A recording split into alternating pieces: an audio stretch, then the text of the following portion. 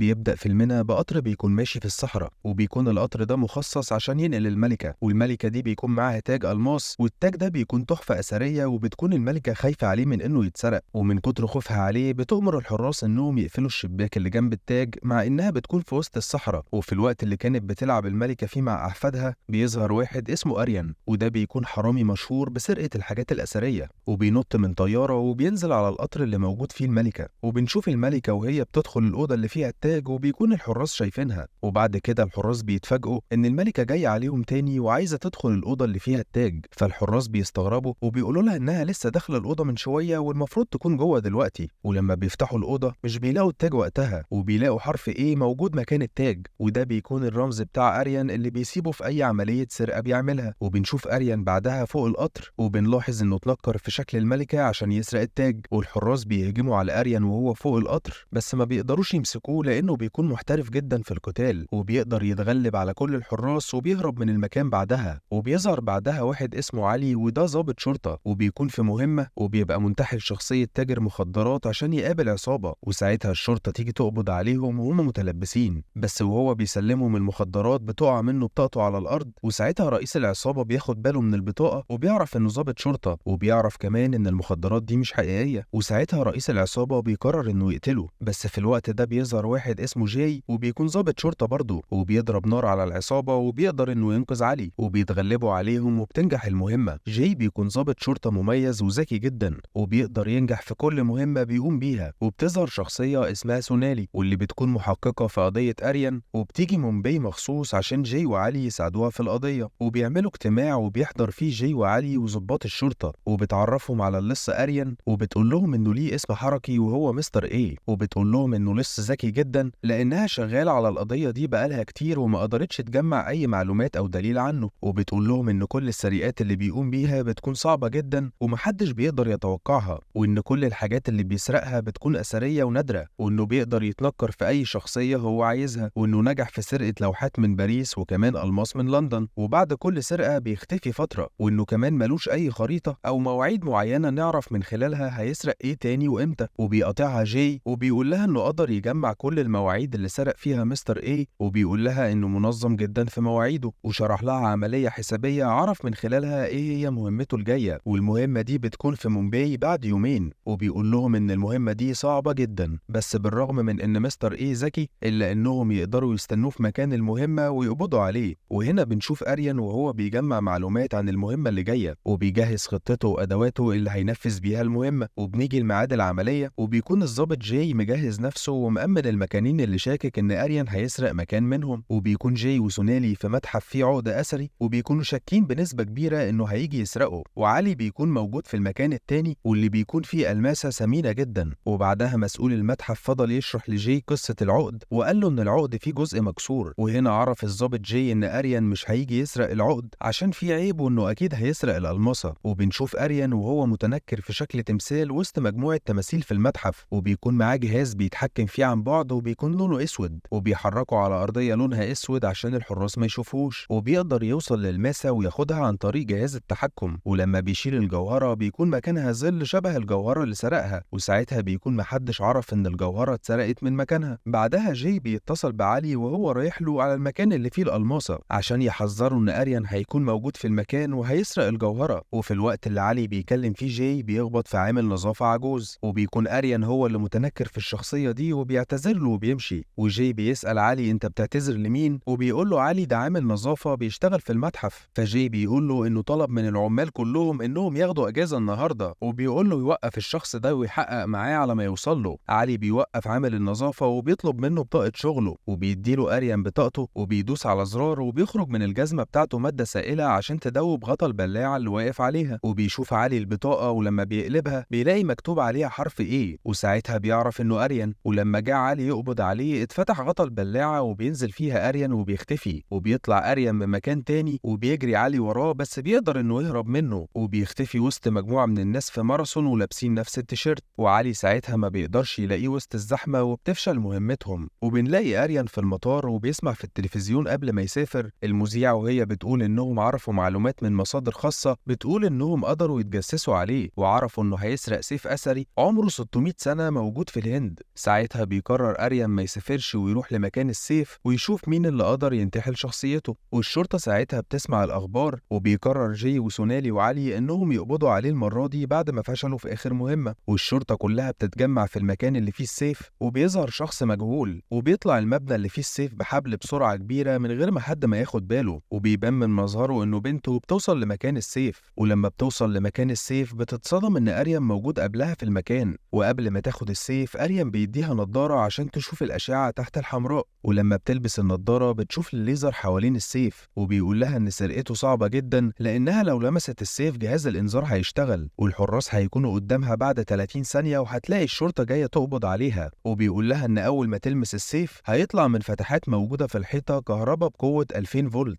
وبعد ما تفتح عينيها يا إما هتكون في السجن أو في المستشفى. وبتكون مصدومة من المعلومات اللي عارفها، وبيرمي عملة معدنية على السيف وبيضرب جرس الإنذار. والحراس بيوصلوا المكان، وبيقول لها أول ما اضرب الحراس خدي السيف، بس هي مش بتسمع الكلام وبتاخد السيف وبتطلع بسرعة بالحبل وبتحط مكان السيف حرف A. وأريان بينزل على الأرض وكل الحراس اللي في المكان بيتكهربوا، وأريان بيكون معجب بأدائها وبيقول لنفسه إنها تستاهل يشوفها مرة تانية. وبتطلع البنت على سطح المبنى عشان تهرب بالسيف، بس بتظهر قدامها المحققة سونالي وبتوجه المسدس ناحيتها، بس بيظهر أريان وبيضرب سونالي وبياخد البنت وبيهربوا من المكان بسرعة. وجاي وعلي بيوصلوا على آخر لحظة بس مش بيقدروا يمسكوه، وبعد كده بياخدها في مكان بعيد عن المبنى وبتعرفوا على نفسها وبتقول له إن اسمها سوناري، وإنها كانت بتقول إنها مستر إيه من كتر ما هي معجبة بذكائه وعايزة تقابله. وقالت له إنها هتسيب له السيف بس بشرط إنها تسرق معاه. فبيقول لها إنه كده كده هياخد السيف، وإنه مفكرش قبل كده إنه يكون ليه شريك عشان مش بيثق في حد. وبعدها بيسيبها ويمشي. وتاني يوم أريان بيقابلها وهو مغير في شكله عشان لسه ما وثقش فيها، وبعد كلام كتير ما بينهم بيعجب بيها وبيقرر إنها تشتغل معاه، وبيعلمها شوية مهارات عشان تبقى جاهزة للشغل. ولما بتسأله عن اسمه مش بيقول لها أي حاجة عنه، وبيقول لها ناديني مستر إيه وبيسيبها ويمشي. تاني يوم سونيري بتقابل الضابط جاي في السينما، وهنا بنعرف إنها بتشتغل جاسوسة معاه وإنها كانت عليها قضية وكانت هتتحبس. فقرر جاي إنه ما يحبسهاش عشان تبقى جاسوسة عنده وتساعده إنه يقبض على مستر إيه. وقال لها إنهم لما يقبضوا عليه وينجحوا في المهمة هتقدر تبقى حرة ومش هيكون عليها أي قضية. وبتحكي له سونيري عن اللي حصل مع مستر إيه، وبتقول له إنه لسه مش واثق فيها وعلى طول بيطلع لها وهو متنكر ولسه ما شافتش شكله الحقيقي لحد دلوقتي. وبتسأله سونيري إيه اللي هيحصل لو كشف خطتهم، فرد عليها جاي بكل برود وقال لها إنه أكيد هيقتلها. وفي اللحظة دي بيقعد جنبها شخص وبتتفاجئ لما بيتكلم معاها إنه أريان، وبيكون متنكر زي كل مرة. بس أريان مش بيلاحظ إنها كانت بتتكلم مع جاي وبيديها فشار، وبيقول لها إن جوه الفشار تذكرة سفر، وقال لها في استراحة الفيلم هتروح للمطار عشان تسافر البرازيل وبيمشي. وبكده جاي بيكون عرف خطة مستر إيه الجاية، وبتسافر سونيري البرازيل وبيسافر جاي وعلي معاها. وبيروح لها أريان بالليل الفندق اللي قاعدة فيه وبيتكلموا مع بعض، وبيقول لها عن المكان اللي هيتقابلوا فيه بكرة عشان يبدأ يمرنها على المهمة الجديدة وبيمشي. وتاني يوم أريان بيقابل سونيري بشكله الحقيقي ومش بيكون متنكر وبيكون خلاص وثق فيها، وبيقول لها على اسمه الحقيقي وبيبدأ يمرنها على المهمة الجديدة. وبيعيشوا مع بعض في نفس البيت، ومع الأيام بتبدأ تعجب بيه وتحبه بس مش بتقدر تصارحه بمشاعرها. وأريان بيعرف إن جاي في البرازيل بس مش بيكون عارف إن سونيري هي اللي بتكون ورا الموضوع ده. وبيكون جاي قاعد في كافيه وبيروح له أريان وهو متنكر وبيقعد معاه وبيعرفه على نفسه على إنه تاجر وبيزور البلد. وفي نفس الوقت بتتصل سونيري بجاي وبتقول له إنها لازم تقابله عشان تحكي له اللي بيحصل قبل ما أريان يرجع البيت. فجاي بيعتذر من أريان وبيمشي وبيروح عشان يقابل سونيري، وبتقول له إنه اسمه الحقيقي أريان، وبتقول له كمان إنها شافت شكله الحقيقي. وبيلاحظ جاي من ملامحها وكلامها عليه إنها معجبة بيه، وبيحذرها جاي إنها لو قررت تغدر بيه في أي وقت أو تخبي عليه أي معلومة هيفتح قضيتها تاني ويحبسها. وبيقول لها كمان إنه هيكشف حقيقتها قدام أريان وساعتها أريان هو اللي هيقتلها. وبيقول لها إنها في مهمة وما تفكرش في الحب والكلام ده، وساعتها بتسيبه وتمشي. وتاني يوم بيروح أريان مع سونيهري متحف وبيقول لها إن المكان ده مكان سرقتهم الجاية. فسونيهري بتقول له إيه ممكن يتسرق في المكان ده، فبيوريها عملات ذهبية وبيقول لها إن دي أول عملات تتصنع في التاريخ، وإن سعر العملات دي 150 مليون دولار. فبتتصدم سونيهري من سعرهم. بعد كده سونيهري بتقابل جاي وبتعرفه مكان سرقتهم اللي جاية وبتقول له كل المعلومات اللي تخص المهمة. وهنا بنشوف أريان وهو متنكر وبيشوف جاي وسونيهري مع بعض، وبيعرف ساعتها إنها بتشتغل تشتغل جاسوسة مع جاي، وعرف إن أي حاجة كان بيقولها عن المهمة كانت بتروح تقولها لجاي. فقرر أريان ما يعرفش سونيهري إنه كشف خطتهم، وقرر يخدعهم هما الاتنين. وتاني يوم بيتكلم مع سونيهري وبيقول لها إنه المرة دي قلقان جدا من العملية، وبيسألها لو حصل حاجة هتعمل إيه. فبتقلق سونيهري وبتحس بتأنيب ضمير عشان هي بتخدعه وهي بتحبه، وبتطمنه وبتقوله إن مفيش أي حاجة هتحصل وإن هو بينجح في كل مهمة بيعملها. وبيبقى أريان بيقول لها كده عشان يديها فرصة تاني تقوله الحقيقة. وبالليل بيروح أريان مع سونيهري المكان اللي بيسهر فيه جاي، وبيروح أريان يقعد لوحده وبيشوفه جاي وبيعرف إن ده شكله الحقيقي. وبيروح يقعد مع أريان وبيقول له إنه ضابط شرطة من مومباي واسمه جاي، وبيعرفه أريان هو كمان على نفسه وبيقول له إنه بينادوه مستر إيه. وبيقول لجاي إنه بيتمنى له التوفيق في مهمته اللي هتكون صعبة جدا عشان مش هيقدر يقبض عليه، وبيسيبه بعدها ويمشي. وبالرغم إن أريان كان موجود جنبه إلا إن جاي ما قدرش يقبض عليه عشان لسه مفيش أي دليل ضده. وتاني يوم بيقول أريان لسونيهري إنه شافها مع جاي وإنه عارف إنها بتشتغل معاه عشان يقبضوا عليه. فبتتصدم سونيهري وبتقول لأريان إنها كانت مجبرة عشان عليها قضية وجاي كان هيحبسها. وساعتها أريان بيقعد سونيهري على كرسي قدامه وبيمسك مسدس وبيحط فيه رصاصة واحدة وبيلف البكرة بتاعته، وبيقول لها أنا حبيتك عشان كده هسمح لك أنتي بس اللي تقتليني مش جاي، وبيديها المسدس عشان تقتله. فسونيهري رفضت وقالت له إن المفروض اللي يتقتل هو أنا عشان أنا اللي خنت ثقتك فيا. وأريان بدون تردد بيقول لها أنتي صح، وبياخد المسدس وبيضرب عليها. بس المسدس مش بيضرب أي رصاص عشان بيكون المكان اللي مفيهوش الطلقة. فبتتوتر سونيهري جدا من اللي بيحصل، وبيقول لها أريان دورك أنتي دلوقتي. بس سونيهري بترفض إنها تعمل كده، وبيطلب أريان وهو متعصب جدا إنها تضرب النار عليه. فبتاخد المسدس وبتضطر تضرب عليه الرصاصة، بس بيطلع برضه المكان الفاضي اللي مفيهوش الطلقة. وبعد كده بيكون الدور على أريان وبياخد المسدس وبيضرب عليها النار وبيطلع برضه المكان الفاضي. وبيجي الدور على سونيهري وبتكون آخر ضربة في المسدس وبيكون المكان اللي فيه الطلقة. وبيقول لها أريان إنه بيحبها جدا وهيبقى سعيد لو هي اللي موتته. فبتاخد سونيهري المسدس وبتقول لأريان وهي بتصوب على نفسها إنه مش هيبقى فيه أي خداع تاني وإن اللي بتحبها هتموت. وبتضرب الطلقة على نفسها، بس بتتفاجئ سونيهري إن المسدس مفيهوش أي طلقة، وإن أريان كان بيخدعها عشان يتأكد إنها بتحبه زي ما هو بيحبها. وبيقرروا ساعتها يكملوا حياتهم مع بعض حتى لو هيموتوا سوا. وفي يوم المهمة بيروح جاي يأمن المكان اللي هيسرقوا أريان، وبنشوف أريان وسونيهري وهم متنكرين وسط الناس اللي بتعزف في المكان. وبيكون جاي ساعتها مستني أي إشارة من سونيهري عشان يقبض على أريان. فبيحدف أريان شنطة على الأرض وبيخرج منها عناكب كبيرة، وبيخاف كل اللي موجودين في المتحف، وبتحصل حالة رعب في المكان كله. ولما بيبص عالي على العملات الذهبية بيلاقيها اتسرقت وموجود مكانها حرف A. وبيخرج بعدها أريان وسونيهري وهم متنكرين وسط الأطفال، وما بيقدرش جاي إنه يقبض عليهم ولا حتى يشوفهم. وبيروح جاي بسرعة على البيت اللي كانوا عايشين فيه عشان يلحقهم قبل ما يهربوا، بس بيروح هناك ومش بيلاقي أي حاجة. وفي اللحظة دي بتتصل سونيهري بجاي وبتقوله إنها قررت ما تشتغلش معاه تاني وإنها هتعيش حياتها مع أريان. فبيتعصب جاي وبيقول لها إنه هيقدر يقبض عليهم قبل ما يخرجوا من البلد، بس بتقفل سونيهري السكة في وشه. وبيعرف جاي مكانهم وبيروح هو وعلي وراهم. وبيقرر أريان إنهم يتفرقوا وكل واحد يروح بالموتوسيكل بتاعه في طريق غير التاني عشان يشتتوهم. وبيروح جاي ورا أريان وعلي بيروح ورا سونيهري. وبيقدر جاي إنه يوصل لأريان وبيضربوا بعض جامد، وبيوصل علي وبيكون قدر إنه يقبض على سونيهري. ولما بتيأس سونيهري وبتكون شايفة إن مفيش أمل وإنه خلاص هيتقبض عليهم، بتضرب أريان بالمسدس وبيقع من على الجبل. وبيسألها جاي ليه عملتي كده؟ فبتقوله عشان هي بتحبه، وإن أريان قال لها إن الموت عنده أحسن من إنه يتقبض عليه. فبيقرر جاي يسيبها لأن قضيته بتكون انتهت وحبسها مش هيفرق معاه في أي حاجة. وبعد 6 شهور بنشوف أريان وسونيهري على جزيرة، وبيكون أريان ما ماتش وكان مزيف موته. وبكده بيكونوا قدروا يخدعوا الشرطة واتجوزوا وفتحوا مطعم على الجزيرة، وبيقرروا إنهم يبعدوا عن السرقة نهائي. وبيخلص فيلمنا على كده.